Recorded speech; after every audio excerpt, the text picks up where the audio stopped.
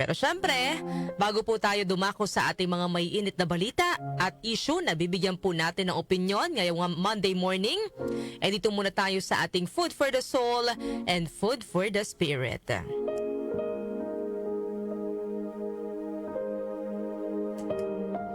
Isang umaga, nagpahinga muna ang tatay na si Robert mula sa kanyang trabaho upang ipasyal ang kanyang 5-year-old na anak na si Claudia sa playground.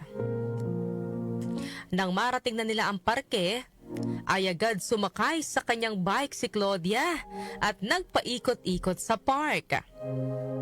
Habang si Robert naman ay naupo sa bench sa playground at pinanonood ang kanyang anak. Makalipas po ang isang oras, may isang babae na naupo sa tabi ni Robert at pinagmasdan si Robert na nakangiti habang pinagmamasdan si Claudia na masayang nakikipaglaro sa ibang mga bata sa parke. Napatingin po si Robert sa babae, na agad namang itinuro ang isang batang lalaki na binabantayan rin nito. Maya-maya lang, napatingin na si Robert sa kanyang relo at saka tinawag na ang kanyang anak na si Claudia para umuwi na. Pero humirit pa ang bata at sinabing, "Just 5 more minutes, Dad, please?"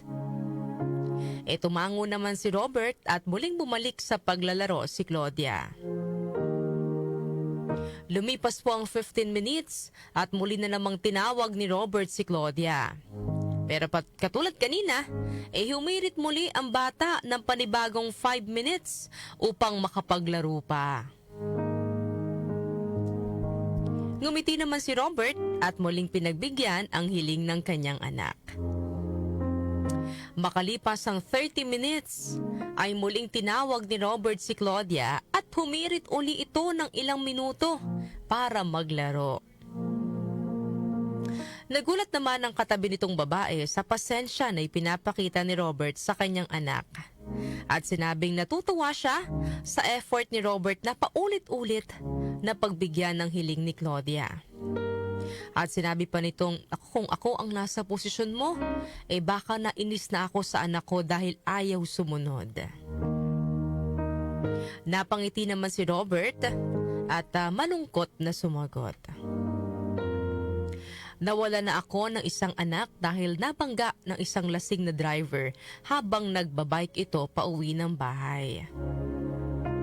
Hindi ako masyadong nakapaglaan noon ng oras sa kuya ni Claudia at kung pwede nga lang ay gagawin ko ang lahat ngayon para muli ko siyang makasama kahit sa loob lamang ng 5 minuto. Ano po ang aral na mapupulot po natin sa kwento natin ngayong Monday morning? Sa panahon po ngayon mga kanyusik na lahat ay busy sa kanilang trabaho, punong-puno ng stress, problema at kung ano-ano pa, dapat matiyak din po natin na mayroon po tayo ng tinatawag na work-life balance. Wala naman pong masama sa na maging subsub sa trabaho kasi para rin naman po ito sa ating pamilya, para po sa ating mga pangarap. Pero syempre, mahalaga rin po na may nailalaan tayong oras at panahon sa ating pamilya, lalo na po sa inyong mga anak.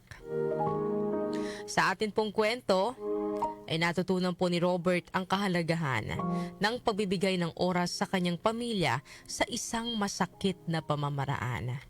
Ito ay ang pagpanaw ng kanyang panganay.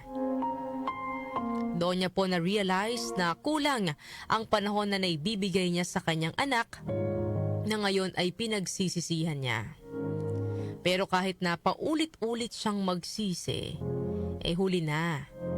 Kaya nga po, ang dapat kahit gaano po tayo kabisi, we should always find time to relax and be with the people that matters to us.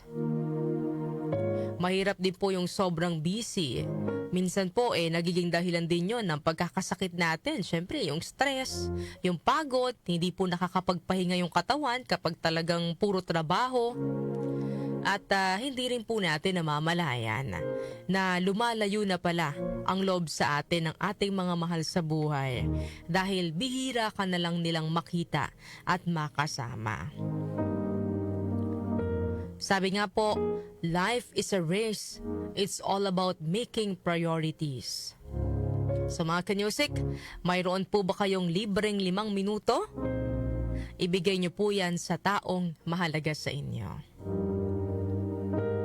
Ang ating pong tampok na Bible verse ngayong araw ay Ephesians chapter 5 verse 15 to 16.